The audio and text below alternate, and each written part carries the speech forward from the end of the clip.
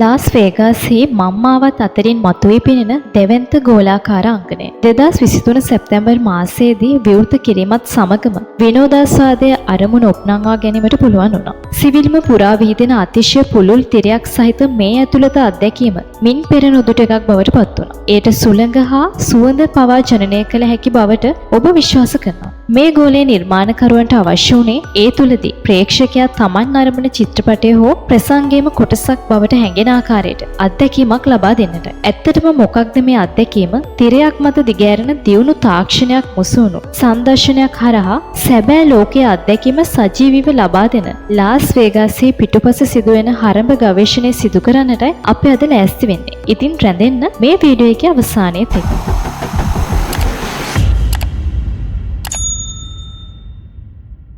Madison ස්ක්වෙයා garden සමාගම නොහොත් MSG මේ ගෝලය නිර්මාණය කිරීම නිවේදනය කළේ 2018 වසරේ. රේඩියෝ සිටි මියුසික් හෝල් එක, චිකාගෝ රඟහල සහ මැඩිසන් ස්ක්වෙයා ගාඩන් වැනි ලෝකයේ ප්‍රකට නිර්මාණ පිටුපස සිටින මේ සමාගම. නමුත් ලාස් වේගාස්හි ස්පෙයා ඉදිකරද්දී ඔවුන් සම්පූර්ණයෙන්ම වෙනස් ප්‍රවේශයක් අනුගමනය කළා. අදාළ සෑම ක්ෂේත්‍රයකම අති දක්ෂයින් තෝරාගෙන ඔවුන්ගේ සහාය ඇතිව සජීවී විනෝදාස්වාද කලාව නව මුහුණුවරකින් ගෙනෙන දැක්ම ඇතුව ඔවුන් කටයුතු කළා. එතන සිට වසර 5කට පසු ලාස් වේගාස්හි ගෝලය විවෘත කරනු ලැබුවා. සැබෑ ගෝලයක් බඳු හැඩය නිසා මේ අංගනයේ කාගෙත් ආකර්ෂණය දිනාගනු ලැබුවා. එහි නිර්මාපකයන් වන්නේ විශ්මිත ආලෝක සංදර්ශන සහ තිර නිර්මාණයන් සඳහා ලෝක ප්‍රසිද්ධ සේකෝ සමාගමයි. මේ අංගනයේ ඇතුලේ තිබෙන තිරේ මෙන් 3.5ක ගුණයක් විශාලයි. මේ තිරය සෑදී ඇත්තේ පික්සල් වලින්. සාමාන්‍ය උපකරණවලදී පික්සලයක් යනු උප පික්සලයක් ලෙස හඳුනන කුඩා ආලෝකයන් 3ක එකතුවක්. ගෝලයට පිවිසෙද්දී මුලින්ම හමුවෙන කොටස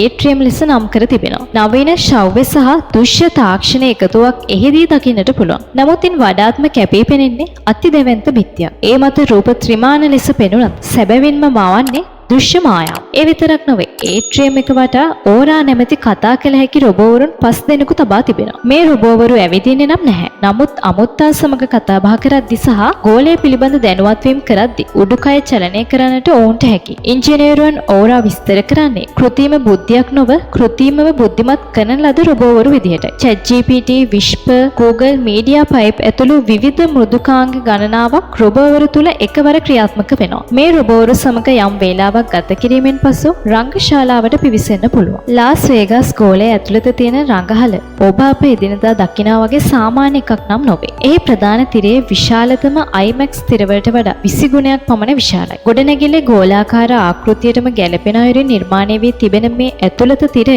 වක්‍රාකාර ලෙස නැමිය හැකි තරම් තුනී LED පැනල අතුරා සකසා තිබෙනවා. සම්පූර්ණ තිරයේ පික්සල්ස් මිලියන 256ක් ඇති අතර ඒ ලොව ඉහළම රෙසලූෂන් එකක් සහිත තිරයයි. ප්‍රමාණයෙන් වර්ග අඩි 1,60,000ක විශාලත්වයකින් යුක්ත එහි අඟලකට පික්සල් සංඛ්‍යාව 3.3. ප්‍රශස්ත නැරඹුම් දුර එහෙමත් නැත්නම් දෘශ්‍ය අත්දැකීමක් ලබා ගැනීම සඳහා ප්‍රේක්ෂකයන් අතර පවතින දුර පවත්වා ගැනීමට සිනමා තිරයේ නිපැයුම්කරුවන් වන සේකෝ කටයුතු කර තිබෙනවා. අඩු පික්සල් සංඛ්‍යාවක් තියෙද්දී විශාල පෘෂ්ඨයක ඉතා තියුණු රූප දැකගත හැකි වන්නේ ඒ නිසයි. ඒ වගේම මේ දෙවැන්ත තිරයේ දර්ශනය කරන සිනමාපට සාමාන්‍ය කැමරාවලින් පටිගත කරන්නට අපහසු වුණත් ඊට පිළියමක් වශයෙන් MSG විසින් ස්පෙයාහි ඉතාම විශේෂ අන්තර්ගතයන් නිෂ්පාදනයන් කරන්නට ස්පෙයා ස්ටුඩියෝස් නමින් නව සමාගමක් පිහිටුණා. සංස්කරණ කටයුතු වල පහසුව සඳහා කැලිෆෝනියාවේ බිග්ටන් නමින් ස්පෙයාහි අනුරුවක් පවා නිර්මාණය කළ ඔවුන් ආරම්භයේදී ඉහළ තාක්ෂණික කැමරා 11ක් එකතු කර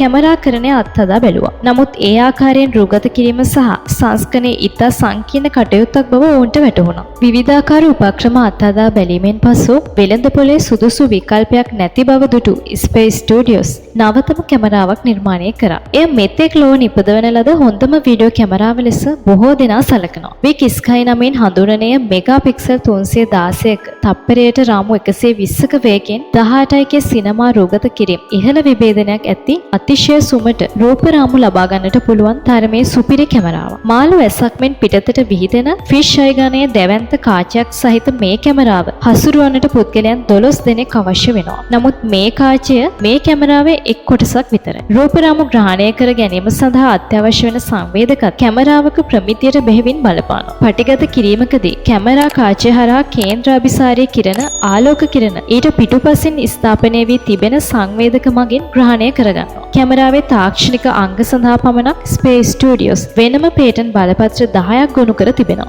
ඉතින් ගෝලයේ ශබ්ද පද්ධතියත් ඒහා සමානව සිදුවෙන තාක්ෂණික විශ්මකර්මයක් විදියට හඳුන්වන්න පුළුවන්. ස්පේහි අද්විතීය දෘශ්‍ය පද්ධතියට ගැලපෙන තරමේම ආකර්ශනීය ශබ්ද පරිපථයක් නිර්මාණය කරන මේ භාරදූර කටයුත්තට සම්බන්ධ වුණේ ජර්මානු ඉංජිනේරු සමාගමක් වන හෝලෝ ප්ලොට්. ඉතා තුනීව තිබෙන මේ තිරය හරහා ශ්‍රව්‍ය පාරදර්ශතාවයක් සහිතව බාධාවකින් තොරව ශබ්දය ගමන් කරන්නට සැලැස්වීම ඔවුන්ගේ මූලික ඉලක්කය වුණා. ඒ වෙනුවෙන් සේකෝ සහ හෝලෝ ප්ලොට් සමාගම එකට අත්වැල් බැඳගෙන කටයුතු කළා. එහි එක් පියවරක් විදිහට ප්‍රධාන තිරයට ස්පීකර්ස් 1,67,000ක් ඇතුළත් කර තිබෙනවා. ඒ වගේම මේ සුවිශේෂ ධ්වනි පද්ධතිය මගින් ශාලාවේ සෑම ආසනයකටම ඉලක්කගත ශබ්ද යොමු කරන අතරම ප්‍රේක්ෂකාගාරයේ එක් එක් කොටස් වලට වෙන් වෙන් වූ නාද ඇසීමට සැලැස්වීමේ හැකියාව තිබෙනවා. රංගශාලාවේ ඇති ආසන 18,600න් 10,000ක්ම චලනය කළ හැකියි. ඊට අමතරව සුළං යන්ත්‍ර මගින් මද සුළං සිට දැඩි වායු ධාරාවක් දක්වා සුළඟ සුවඳ සහ මීදුම ආදිය ජනනය කරනවා. මේ සියලු තාක්ෂණයන් යොදාගෙන ප්‍රේක්ෂකයා හට සජීවී සංදර්ශන දැනටම ලබා දී තිබෙනවා. 2023 සැප්තැම්බර් මාස 29 වෙනිදා